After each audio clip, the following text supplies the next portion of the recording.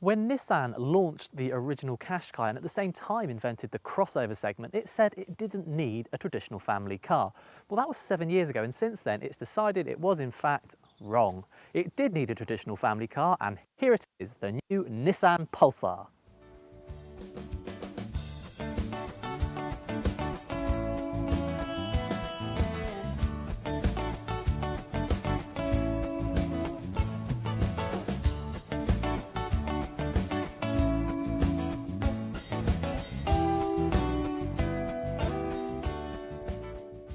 There's nothing that radical about the size of the Pulsar, but Nissan does boast that by pushing the front wheels as far forwards as possible and these back wheels as far backwards as possible, it's been able to create class-leading interior space. Sure enough, there is loads of room back here. Look at how much leg room and headroom I've got, and you can actually fit 3 across reasonably comfortably. Compared with something like a Peugeot 308, it's like a limo. Boot space is on a par with the Volkswagen Golf, which means it's also bigger than a Ford Focus. However, there are a couple of problems. First, these wheel arches really intrude quite a lot, which means you get a really strange shape at the back here. And second, there's a really high lip to lift your luggage over, and there's no false floor like you can get in rivals to level it off. This also means that when you fold the rear seats, you end up with a big ridge in the floor. What do we think of this dash then?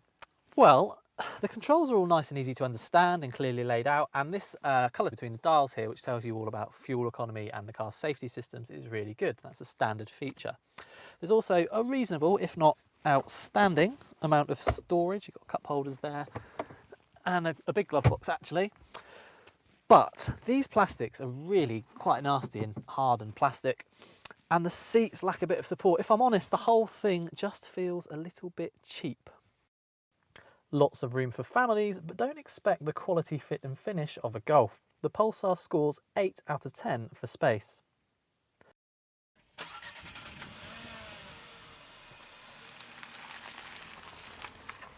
And so we move on to what the Pulsar is like to drive. Sorry, but this car is dull, dull, dull. It's not that the Pulsar does anything particularly wrong. Look, you turn the steering wheel and it goes round corners, you press the throttle and it sort of speeds up, you press the brake and it slows down, but it's about as nondescript as they come. The body leans a bit in corners and the steering doesn't really weight up consistently when you go round corners. While the Pulsar might not be the most thrilling car to drive, it is very easy. Visibility is good. You can have diesel or petrol engines. The petrol engine is actually £1,600 cheaper, so we'd go for that. Both models get a 6-speed manual gearbox, which has a nice light throw, but you can only have the automatic gearbox if you go for the petrol engine. Around town, visibility is good and the steering is nice and light, which helps make parking easy, and also to redeem the Pulsar slightly. For driving, it gets a middle of the road 6 out of 10.